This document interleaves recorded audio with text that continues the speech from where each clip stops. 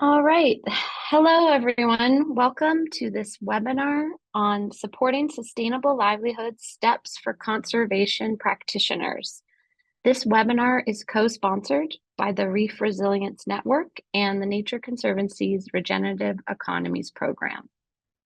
Um, Thank you so much for joining us today. For those of you that don't know me, I'm Petra McGowan, and I'm the manager of the Reef Resilience Network and director of coral reef partnerships at the Nature Conservancy.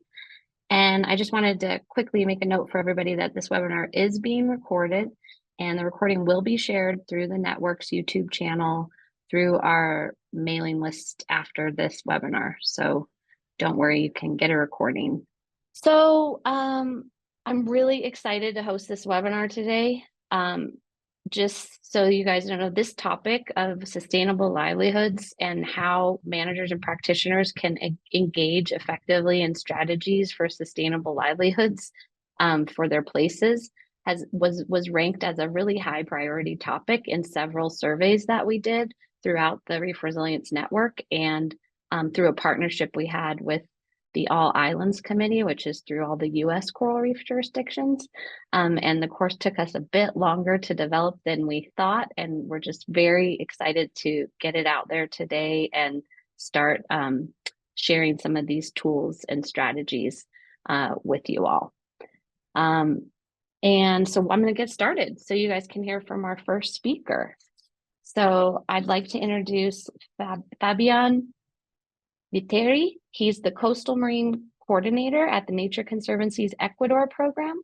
He specializes in biodiversity conservation management and planning, ecosystem-based climate change adaptation, and the application of geographic information systems in conservation. He holds degrees in biology and a master's in sustainable management of bioresources and the environment.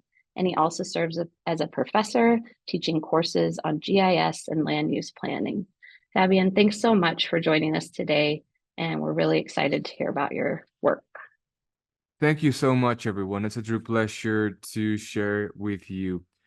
Today, I will be sharing my experience and what we've developed in Puerto El Morro, which is in El Cantón Guayaquil in Ecuador.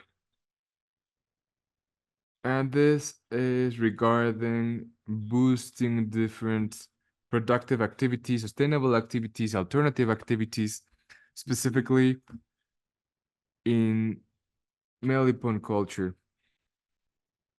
Next slide, please.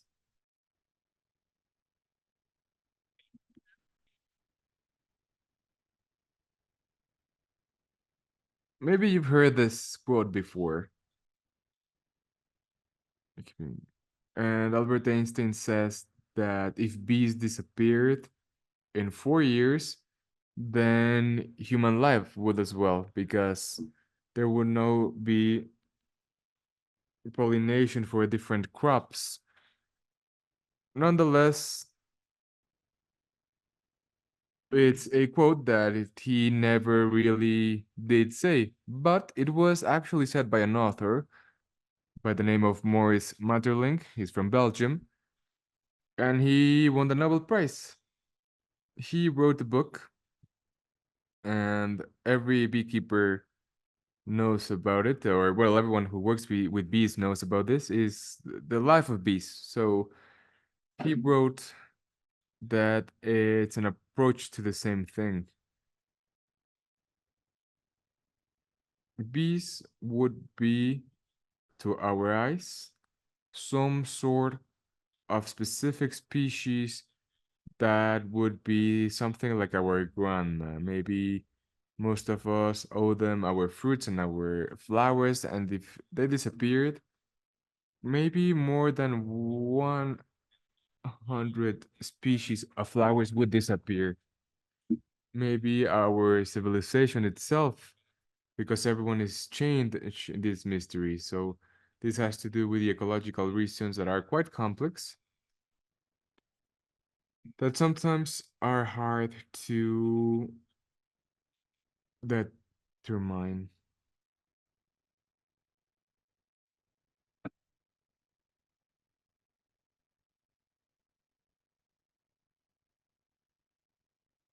We must also review what is the beekeeping term. Maybe Henry has to change the slide. I don't know if I have to do it. Oh, okay. What is beekeeping?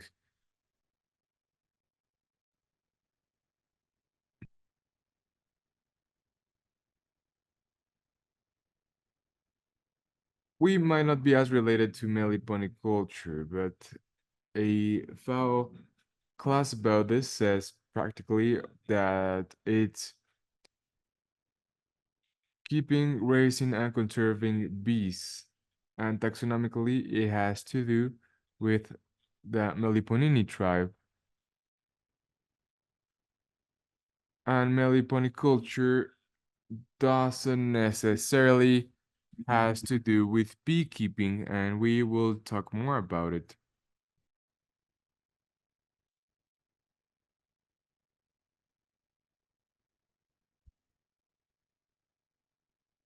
Meliponiculture, and I find this very interesting, is that it has a historical relationship from a very long time ago. And we see different meliponiculture elements right here of pre-Hispanic times. This was done by the Mayans. But we've seen this in other cultures in Ecuador, in Peru, in Brazil, but we can see in a codex right here. It's Mayan codex. We see a melipon bee. It's a very specific species of bee. And we also have these archaeological drawings here where the incense was kept in Cozumel, Mexico. And we can see the honeycomb right here. And these are the different structures in which meliponic culture is developed. It's from the Mayan culture and from the Nahua culture as well. So it is very important in tropical countries and subtropical countries as well. So briefly, what's the difference between meliponiculture and beekeeping?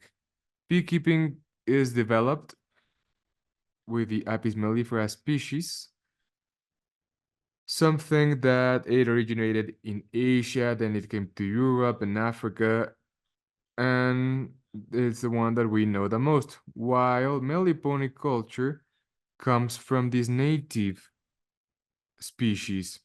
Usually in beekeeping, we have more honey production, and in meliponiculture, it's not so much the case.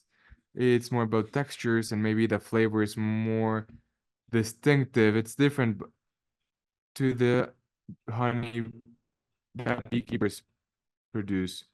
Now, meliponiculture has more history and different processes, but it's way more diverse. And this is also due to the different biological features of the species, while in meliponiculture, we have pollen when we have honey.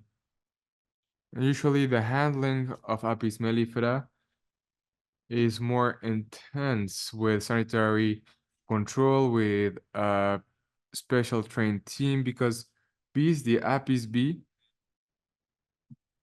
is a bit more aggressive. While in meliponiculture, it's less complex with a simpler team, but it requires specific knowledge. Because since we don't have information developed, or there's not enough information, we need to do more research, because there are certain bees that are not as common, and it's important to keep on reviewing different information. Now, regarding the number of species of melipon bees, we have a Latin American referral right here. We can see how in Ecuador specifically, we have a very important figure if we compare it with Colombia or Venezuela, our neighbor countries that are relatively close per area unit. which is a very interesting richness of species. Next slide, please. Now, when it comes to Ecuador, we have at least 5 species. We've done different experiments, we've had different approaches to develop it with productive ants, with common names such as Bermejo, Little Angel, and probably this one in other countries. Next one, please. This is some context before understanding what this is. The idea is that by the end, we can establish different criteria for sustainability, that it can be a moral practice, and that we can have two different products, direct products, such as colonies, honey, serums, and some others that are not direct, that have to do with bee tourism and other aspects of education and pollination.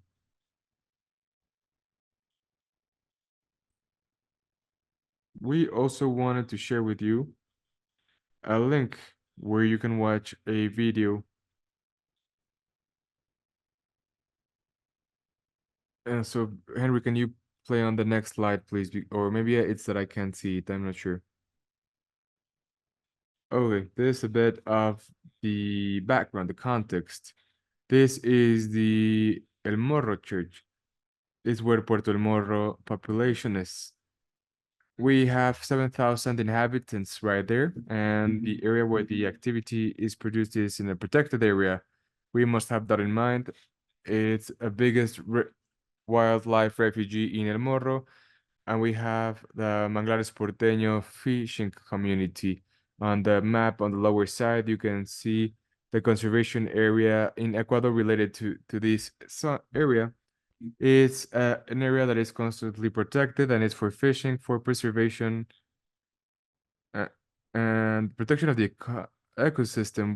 It's been going on for 10 years or so. We did it along with the Outlet River Fund, and we have a perspective of where we can find it. Next slide, please. Now, and many times when we look at recognition of different areas and the environment and the manglers, and for now, we have the opportunity to create many poniculture. We're in Manglar in the dry areas, and we are on training on the different workshops, and where we have women and men specifically. There are 48 members in this cooperative, 36 are male, all the rest are female, and they do create different initiatives such as this to have different additional incomes, and constant participation by the female promotes gender equity, and this can also be created once again. We can demonstrate that there is economical diversification for preservation. And we have different entertainment activities as well, on how to do the preservation of bees and how to preserve them and how to create different products such as lipstick and soaps and different ointments and candies made of ginger and honey. And we also created a market study. We divided the whole process. We saw what we have to do regarding production and added value, transformation, what happens with commerce. It's something that in 5 years we can better this practice. We've learned different things. We know how important it is to have economic diversification, how important communities are, how having different alliances are key to develop projects. Local knowledge has to be really valued and respected. This has a direct impact on the well-being and development and preservation. There is a more demand of honey, the soft products, and to innovate in these sub-products as well. There are different organizations with NGOs, private sector. It's something that we can produce once again to different scale, and it's also empowering for different gender perspectives. At the same time, when it comes to challenges and barriers, once again, it's scaling. This is a challenge by itself. There are different financial limitations, of course, limitations for infrastructure and resources to make this bigger. We need to increase honey production. I already explained why, and we have to better diffusion and knowledge of these practices at the national level. Now, among different solutions, we have marketing campaigns, education, training. And when it comes to this initiative, there was an important part. It got kind of complex when we needed to find enough abundance of native bees. So we've thought about seeding different mellifera bees and outside of the protected area as well, because it's in many polyculture, it's inside the protected area, but outside we are seeing different options. So we can have beekeeping as well. We need both. We need to generate both things in a financial aspect as well, and being able to establish different alliances with different cooperatives that have more experience in these different beekeeping matters with the market. Okay, this is what our experience was in Puerto El Morro. It strengthened our cooperative a lot and its different members. So there is the option to generate this resilience, this community sense, and this financial bettering to boost the preservation efforts in this area that is very, very important. Thank you very much. I'll answer questions later on if there is any. Thank you so much, Fabian, for that presentation. And I know I'm sure people will have some questions during our Q&A session at the end of the webinar. So please, if you have specific questions that are on your mind right now, put them in the Q&A box, and I'll ask those to Fabian at that time in the webinar. So thank you. I now want to introduce our next presenter, Lisa Ferguson. Lisa is the Director of Regenerative Economies at the Nature Conservancy, which focuses on uniting community wisdom with market tools to create sustainable and equitable economic future. She brings nearly 15 years of experience across business, finance, communication, collaboration with Indigenous and local communities.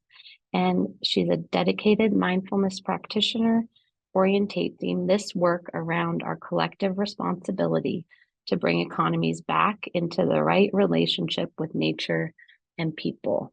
Lisa, thanks so much for being here today, and I'll turn it over to you. Thanks so much, Petra, and thanks to everyone for being here. It's such a pleasure to be with you today. As Petra mentioned, I'm the Director of Regenerative Economies at the Nature Conservancy, and that's part of our equitable conservation team and our work in partnership with Indigenous peoples and local communities. And my team partnered really closely with the Reef Resilience Network to help bring you this course.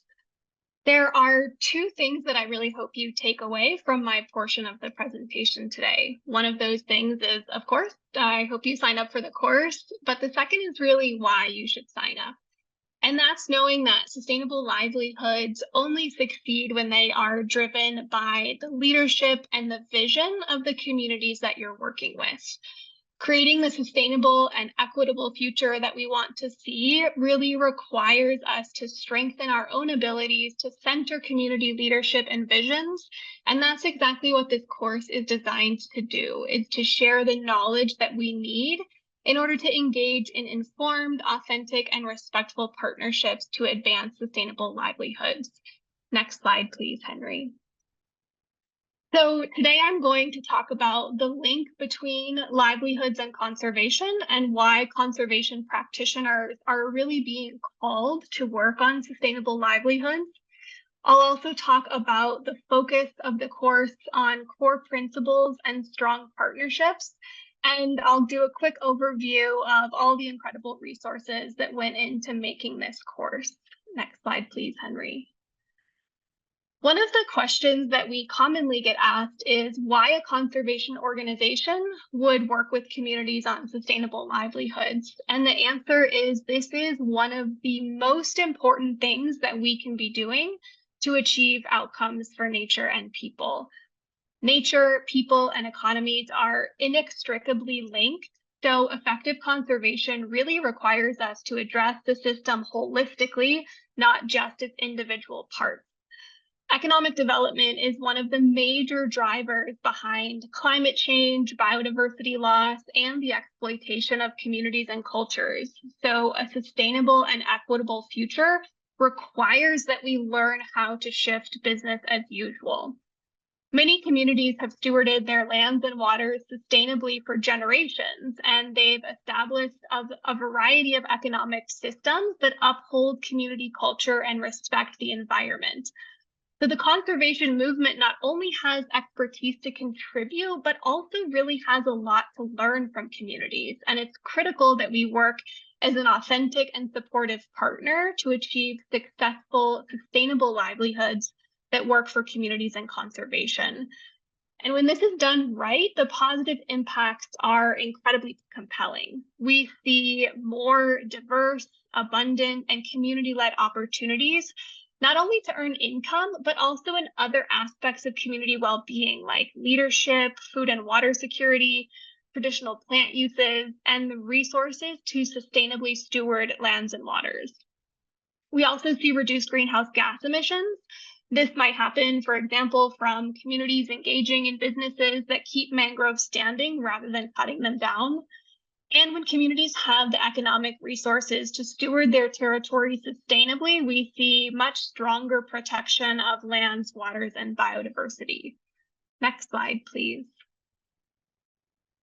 Now, this course is designed as an introduction to what you need to know about sustainable livelihoods to be that informed and effective partner. And you're not going to become a business or a finance expert probably at the end of this course, and that's fine. That's really not what we're aiming for. Working on sustainable livelihoods is incredibly complex. No one type of expertise is enough, and no single organization can do it on its own. But what you can do most importantly is improve your fluency in this topic so that you can be a stronger partner. So this course will teach you the principles and ingredients for successful sustainable livelihood initiatives. That includes not only a basic understanding of business concepts like access to markets and finance, but also how to use principles like free, prior, and informed consent, effective community engagement, and community management planning when setting up a sustainable livelihood initiative. What we see is that a lot of failed sustainable livelihood initiatives come from these outside or top-down solutions that don't last because they're not designed for and by the communities who would need to implement them. And by taking this course, you can learn how to avoid some of those tendencies and how to partner with communities and multi-sector organizations to design sustainable livelihood initiatives that really put communities first. And that's because those are the initiatives that are going to be more successful, more equitable in the long run. And I think we really heard this underscored in Fabian's presentation, the importance of learning from local knowledge and collaborating directly with communities to ensure those positive outcomes. Next slide, please, Henry. So we want you to know before I pass it on to my colleagues that an immense amount of research and expertise and experience went into designing this course. We pulled from existing research and guides spanning a host of related topics like effective partnerships within Indigenous and local communities, sustainable livelihoods, community enterprises, community natural resource planning, and human-centered problem solving. That included resources like the Voice, Choice, and Action Framework, TNC Sustainable Livelihoods Guide, and an evaluation and set of case studies on what drives successful community enterprises, as well as a number of other resources that you see here on the left side of your screen. We also incorporated direct experience and lessons learned from groups including Indigenous and local communities, conservation practitioners, and experts in economic development, human rights, community leadership, gender, and other aspects of equity. And we received input and support from a number of organizations, including staff across the Nature Conservancy and Reef Resilience Network, Great Barrier Reef Foundation, and the others that you see on the right side of your screen. We also, though, do want to acknowledge that this is a journey. This space is continually evolving and there's always more to learn. So as you do go through this course, we hope that you'll share with us what worked well, what you enjoyed learning, as well as any concepts that maybe you didn't understand or you'd like to learn more about to help us continue to co-create this learning space together. So I'm going to hand it back to Petra so that we can move on to let you hear a little bit more detail about what's included in this course. Thanks so much, Lisa, and thanks again for all your contributions to making this course happen. I'd like to now introduce Dr. Anit Cross. She's the Reef Resilience Network Science and Training Specialist. She has over 20 years of experience working in tropical coastal management with a focus on coral reef conservation. And she's been co-developing courses for the Reef Resilience Network for over 4 years. And I'm thrilled to have her talk a little bit about this course that she helped really make happen. Hi, everybody. It's great to be here. So today I'll give you a quick tour of the course that the Reef Resilience Network has co-developed with the Nature Conservancy's Indigenous Peoples and Local Community team. So the introduction to sustainable livelihood is targeted at conservation practitioners who want to embark on sustainable livelihood initiatives. It is designed to provide a clear picture of the different elements of engagement with local communities and Indigenous peoples, but also the knowledge and skills necessary to achieve successful community enterprises. So the content of this course is inspired by TNC's Guide to Sustainable Livelihood and Community Enterprise. This course is built in 3 lessons. And so that the first lesson, you can go next, yeah. The first lesson, Introduction to Sustainable Livelihood, really introduces the concepts of sustainable livelihood. And throughout, we provide real-world examples of successful and less successful sustainable livelihood initiatives. So at the end of this course, participants should have gained an understanding of the lesson. Participants should have gained an understanding of the key concepts of sustainable livelihood.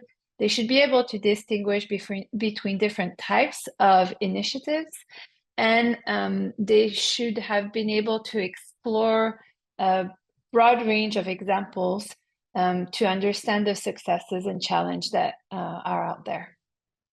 Lesson 2, Ingredients for Success for Sustainable Community Enterprises, focuses specifically on community enterprises, so one type of sustainable livelihood initiative.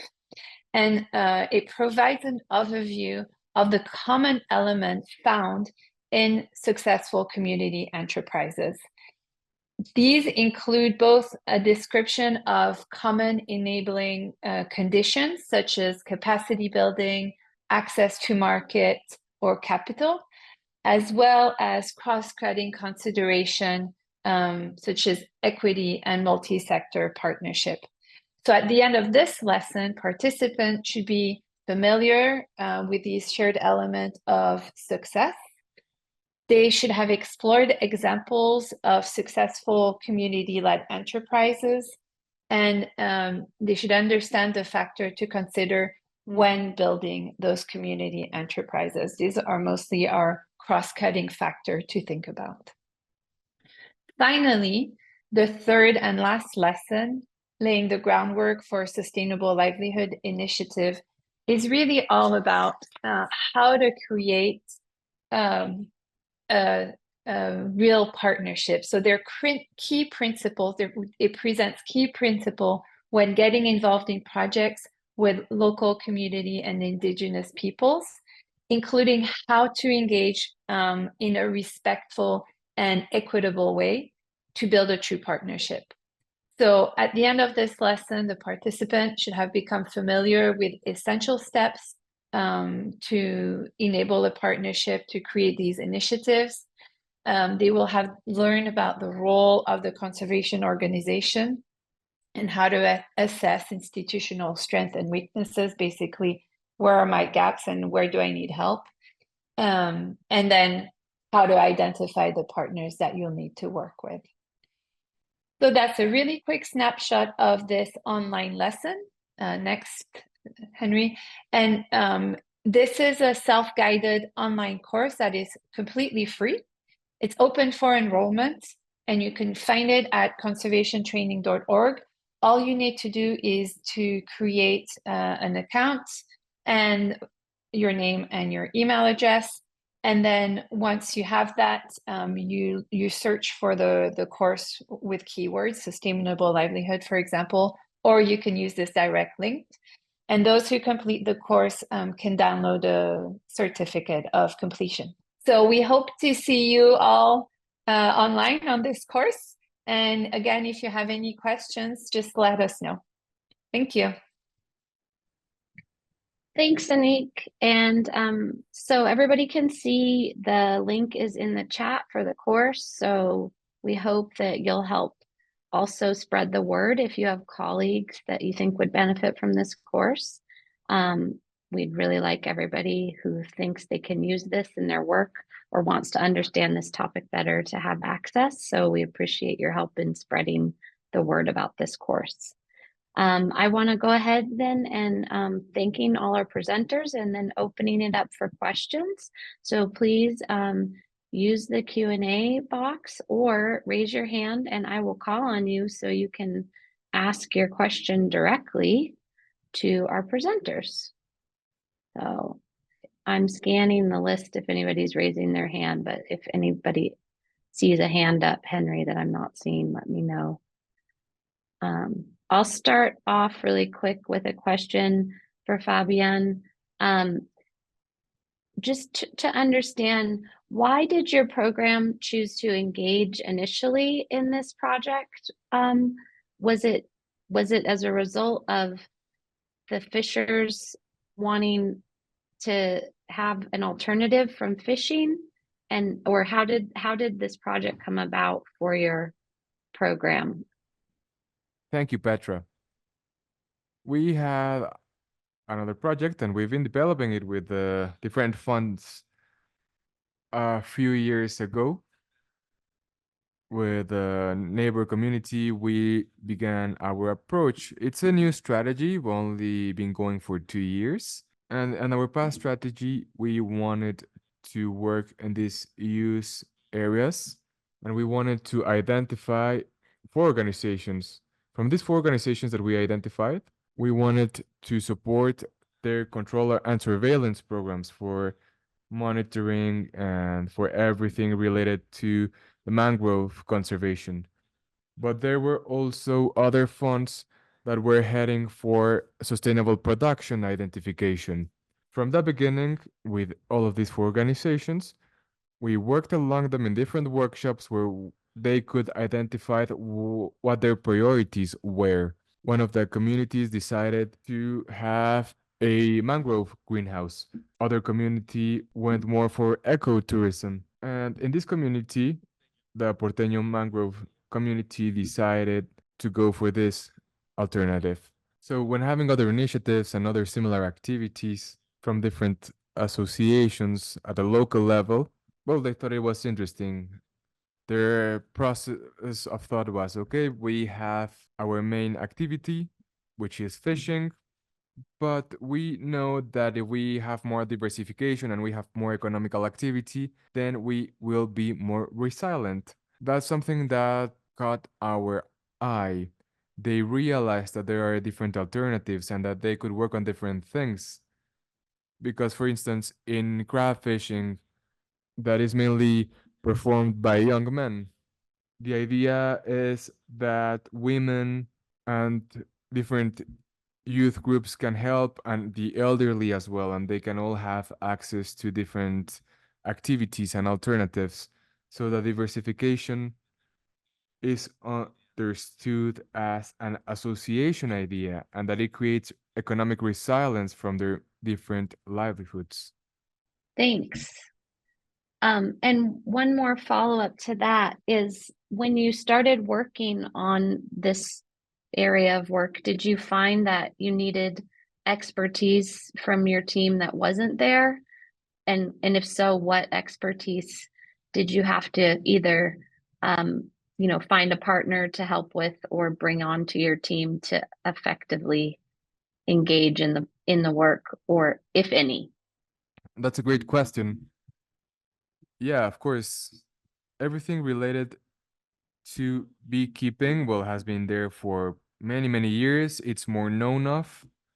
There are different protocols and frameworks, sort of speak. It's more developed for the practice, but many polyculture needs specific expertise.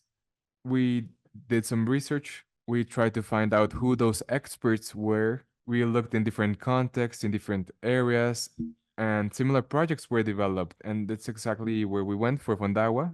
They executed this activity and they identified that they were experts. I'm not sure if I mentioned this before, but it's the engineer Fernando Espinosa, who is an expert in production for many culture and beekeeping matters. And we for sure looked for that expertise. We needed it in order to work in this area because it's a protected area, and the association knew that it could be done, but it had to be done with melipon bees, with native bees. Great, thanks. Okay, and then I have a question for Lisa, who in supporting the variety of projects you've supported, across the globe at this point, uh, what what are two pieces of advice for people who haven't taken the course yet, but what are your pieces of advice when thinking about engaging in these types of initiatives? Thanks, Petra. That's a great question.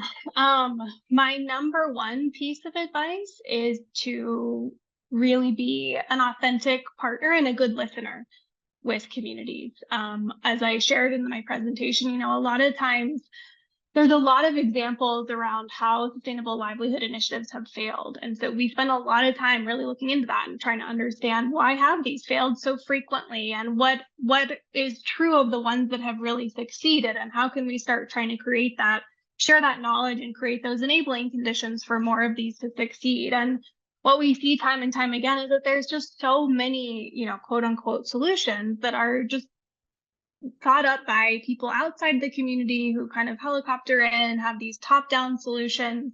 And that doesn't work. It doesn't work for a variety of reasons. And one of the main reasons is because it's not the community's vision. It's not them leading the idea. And it's their lives, it's their lands and territories and waters. It's those communities that are going to need to be implementing these solutions. And that's really what we tried to center this course around, is how to teach you and give you the right information and tool sets to be that authentic partner and that good listener. And that doesn't mean coming in with your own solutions. It means coming in as an informed partner that can really listen and understand what community visions are and what the challenges are that you're facing, and then say, okay, how can I tap into my toolbox and my skills to really work in service of uplifting that vision, especially where there's kind of shared goals between conservation and community visions.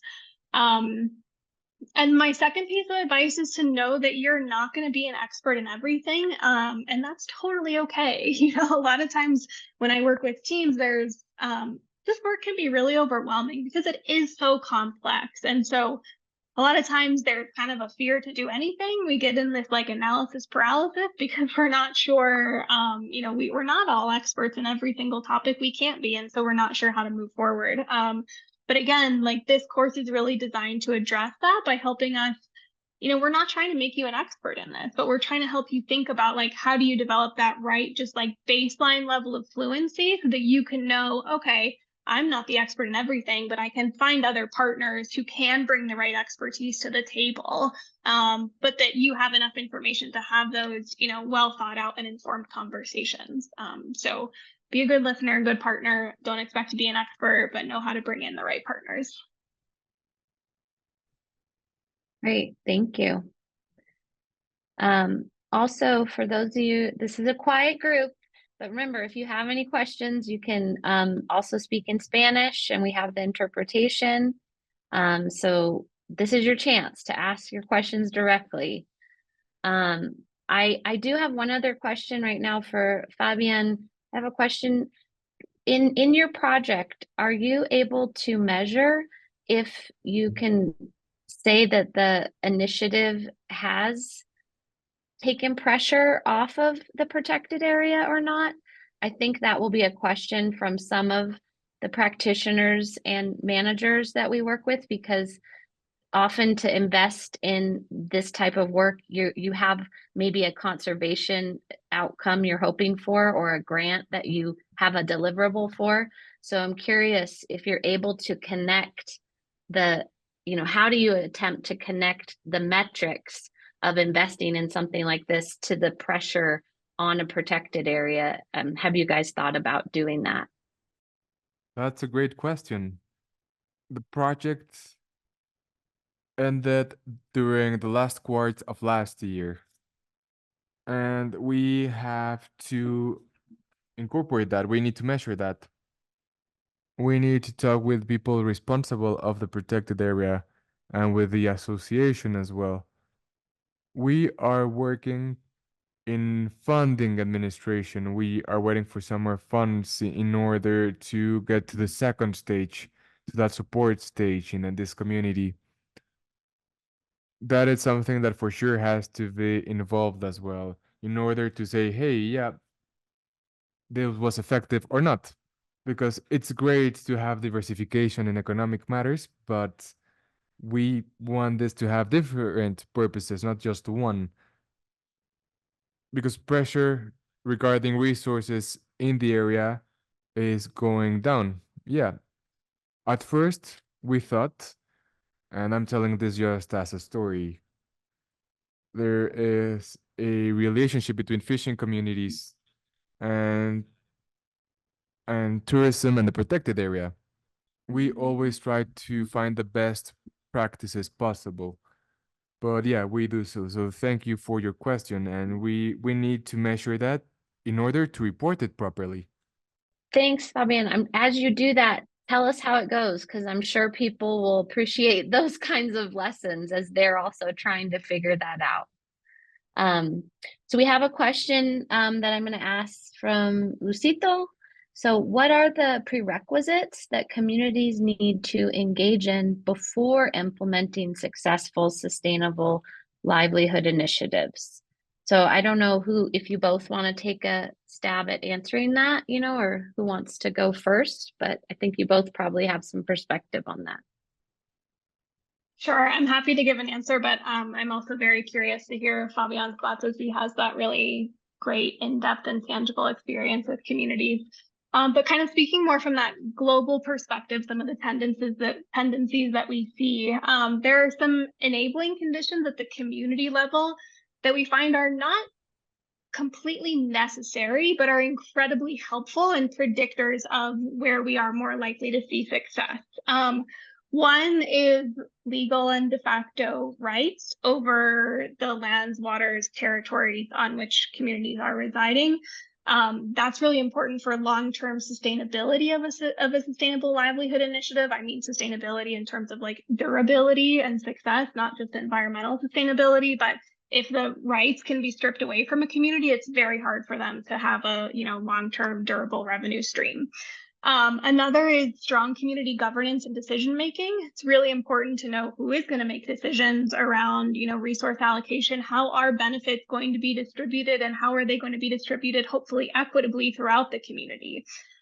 Another one is community natural resource management planning, to make sure that there's, a shared consensus and plan around how the community does want to steward their territories, and hopefully that includes initiatives or includes their vision for what they want their livelihoods or economic development to look like. That's something that conservation practitioners can often, support a community in developing, but it's really important for us to kind of use that to understand what are the visions of communities when it comes to the types of livelihoods they want to be pursuing. And the last thing I'll share is really access to information. One of the things that we've seen commonly is that a community resource management plan will, for example, say something like, oh, we want to pursue ecotourism, or we want to pursue, artisanal handicrafts or something like that as a livelihood. And then 5 years down the road, they are changing their mind because they're saying, oh, we didn't realize it was going to take this much time and this much effort and this much money, and we were going to make this little money off of it, for example. So it's really important to enable communities the access to the information and data that they need to make those informed decisions. So if they think they want to do X, Y, Z, how can we be supporting them with information around what the market looks like, how much capacity building it's going to take, what sort of resource inputs are going to be required to actually be successful, so that those decisions around what they want to pursue can happen from an informed place. Thanks, Lisa. Fabian, do you have anything to add to that question? No, I think it was pretty much covered. But there was something that I found interesting. There are difficulties, there are limitations, barriers, but when we can consider that a community is sustainable, so that is a complex question for sure. But that's why we linked it with a handling team. In this case, we have different managing and administration teams. We have a way in which we administrate a protected area for protection and surveillance. It has different objectives, different strategies, measurements, indications, and we start from there. We know that we have to adapt to different ecosystems and ways, but we need to know if, as a matter of fact, we've fulfilled with everything related to sustainability, from economic resilience, which is related to commerce, marketing, competition, everything linked to preservation and conservation that we already talked about. But I do think that, as a matter of fact, talking of climate change, we need to start talking more and more in our different plans and analysis is for sure the climate change component. How are we making sure that we are reducing our vulnerability of local communities to make them less vulnerable and to enhance their resilience capacity? Great. Thanks, Fabian. Okay, we have time for one final question from the chat from Alfredo. I'm going to try to read it in Spanish, but my Spanish is a little rusty. Las principales limitaciones que tienen las The comunidades main están limitations that the different communities vinculadas a have sus are linked capacidades, to limitaciones their de capacities, acceso a los limitations of mercados access to y markets, competitividad. and competitivity. Cuando una comunidad o un proyecto es When sostenible. is a community or a project sustainable? Yeah, that's exactly the question that I was talking about on my past intervention. We know what is the foundation of sustainability, but we also have the sustainable development goals that are linked to the different NGOs and to different tools and policies at a global and regional level. So basically, that's where we are heading towards, and well, what I already mentioned. Lisa, anything to add? No, I think Fabian gave an excellent answer, so nothing to add on my part. Great. Well, I want to thank all the presenters again and all of those who attended our webinar today. Again, really help us spread the word about this webinar and the course that's available. Help get people to register. We think this work can be really useful because it's what we've heard is actually needed from practitioners and managers on the ground to have a better understanding of this. Because I know from my 20 years in marine conservation and trying to do protection and conservation, there's always people say sustainable livelihoods should be a strategy that's pursued, but I've never really seen a lot of practical advice for how people can get there. And so I'm really excited about this content, and we hope it helps make people feel like this is something they can at least understand and think about how to effectively partner in. So again, we'll send out the link for the recording and join our mailing list if you're interested. And we hope everybody has a great day. Thanks for joining.